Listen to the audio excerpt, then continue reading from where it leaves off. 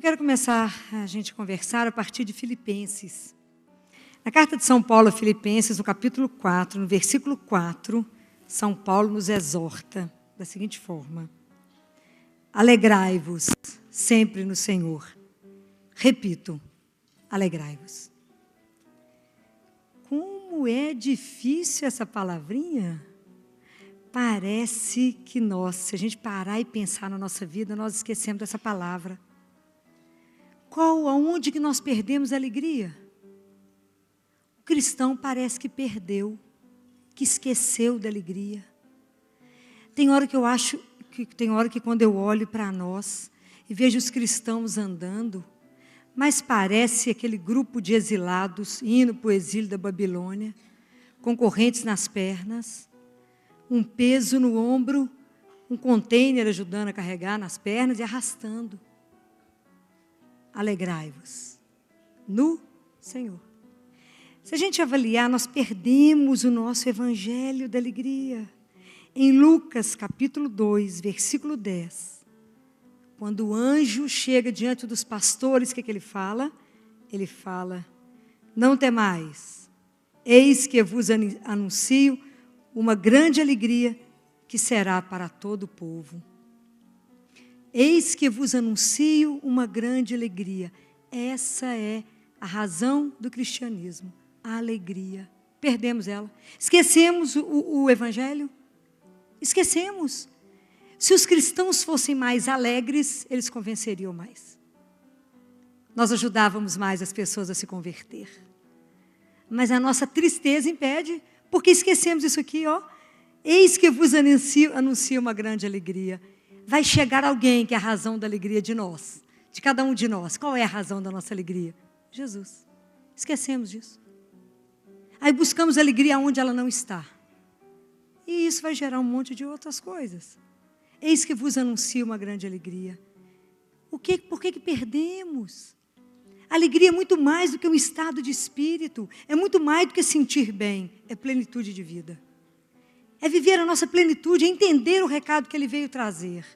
Nós esquecemos esse recado. Nós esquecemos qual foi a revelação de Deus para nós. Por isso entristecemos e perdemos isso aqui.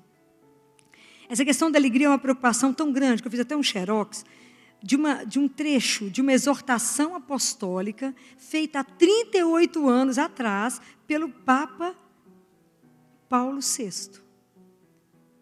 Ele fez essa exortação apostólica em 1975. Tem muita gente aqui que não tinha nem nascido. E ele falava desse jeito: a dificuldade de encontrar alegria parece-nos hoje particularmente aguda, naquela época. Parecia difícil encontrar alegria naquela época, isso há 38 anos atrás. E ele fala: a sociedade tecnológica tem podido multiplicar as ocasiões de prazer, mas ela dificilmente tende alegria, porque a alegria vem de outra parte, a alegria espiritual. De onde que reside a nossa alegria? Por causa da presença de Jesus. Porque Ele veio revelar que nós somos filhos do Altíssimo. Ele veio nos revelar que nós temos uma eternidade para viver. A revelação que Deus nos deu de ser amado era uma coisa por si só, nos deixar felizes. A alegria é o grande local onde Deus quer revelar para nós a amizade dEle. Ele quer ser nosso amigo. E que o Papa diz assim: o dinheiro, a comodidade, a higiene, a segurança material não faltam muitas vezes. E contudo, o vazio, a inquietude, a solidão, a tristeza permanece a porção de muitos. Tudo igual, mudou alguma coisa? Não, talvez tenha piorado. Isso gera angústia e o desespero. Guardem isso, a angústia é o veneno do ser humano. É o veneno da alma, é o que nos mata. É a doença mortal, chama-se angústia. Porque a angústia nos aprisiona. Ela nos traz insegurança, ela nos deixa com medo, ela não nos deixa andar. Ela nos faz esquecer de qualquer outra coisa. Estou angustiado, então não saio do lugar. Eu não consigo caminhar por causa da angústia. E ao contrário, a alegria é o tratamento da alma. É o remédio da alma, uma pessoa feliz. Um santo triste é um triste santo. Você conhece esse provérbio? Conhece a história? E nós esquecemos disso. Às vezes nós vivemos em situação de tanta angústia, tão pesados, né? Porque esquecemos que fomos prometidos a uma alegria eterna. Essa promessa foi eu que fiz, não, foi Jesus. Foi Ele que prometeu isso. E ainda disse aqui em João 6, porque às vezes a gente precisa de um amigo para nos lembrar as coisas, né? E aqui em João, capítulo 15, Jesus diz assim: eu vos digo isso para que a minha alegria esteja em vós, e a vossa alegria seja plena, que ninguém possa roubar a alegria de vocês. Por que ninguém pode roubar essa alegria? Porque a nossa alegria está na consciência de que eu estou na mão de quem? De Deus. Que eu sou amado por Ele. Que eu tenho uma parte com meu Pai. Então, muitas vezes a gente vê tantos cristãos, né? Tantos católicos, numa tristeza sem fim, numa angústia, porque esqueceram de que são filhos. Anda como se fossem órfãos. Acontece alguma fatalidade e fala: o que vai ser de mim? O que vai ser de mim agora? Esqueceu que tem um pai que vela, que cuida. Mas sabe por que a gente fica angustiado? Porque eu acabei de falar para vocês que é na nossa, na porção da alegria, que é um dom do Espírito em nós, que é sinal da presença de Deus em nós, é onde Deus quer revelar a amizade. E nós temos que mudar a mentalidade do cristianismo. A gente tem que sair do cristianismo do castigo e das medalhas. Não é assim? A gente fica querendo só medalha, medalha, medalha, ou morrendo de medo dos castigos. E esquecemos de desenvolver com Deus uma coisa que se chama amizade.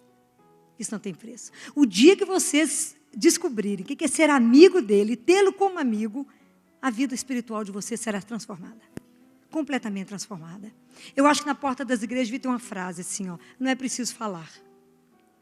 Como é que você conhece quando alguém é amigo? Você chega numa roda e sabe que duas pessoas são muito amigas. Como é que você sabe? Pode ser pelo jeito que elas se olham? Pode. Pode ser pelo jeito que elas se cumprimentam? Pode. Mas quando a gente é amigo de alguém, de verdade, às vezes não é preciso falar. O silêncio não nos incomoda. O silêncio, ele nos aproxima quando é um amigo de verdade. O silêncio você suporta quando você está na presença de um amigo. Esteja fazendo um programa com alguém que você acabou de conhecer. Que aflição que a gente tem quando o assunto acaba. Você fica: ai meu Deus, o que eu vou falar? Qual que é a palavra? Você fica agoniado, porque eu tenho que arrumar um assunto. E que quando termina o que você tem que fazer, fala: meu Deus, que hora que essa pessoa vai embora, né? Porque eu não aguento mais arrumar assunto. Não aguento mais pensar no jornal de hoje, na notícia. Com Deus não é assim. Por isso que Jesus falou uma coisa: quando fores rezar, não multipliqueis as palavras. Ele sabe. Porque Ele é aquele amigo que você pode chorar. Ele é aquele amigo que conhece tudo. E aquele amigo que você pode só contemplar. Que você pode só olhar. Que você pode passar aqui na igreja, entrar e falar: vem só te ver. Vem só te dar um beijo. Amigo, muitas vezes, é aquele que chega e você só olha, não é? Ele já te entende só no olho. Ele já sabe o que você tem. E que às vezes ele só te abraça. Às vezes você só fica quietinha perto dele e fala: eu só vim te ver. Só vim te dar um beijo, Senhor. Porque agora eu preciso da sua companhia.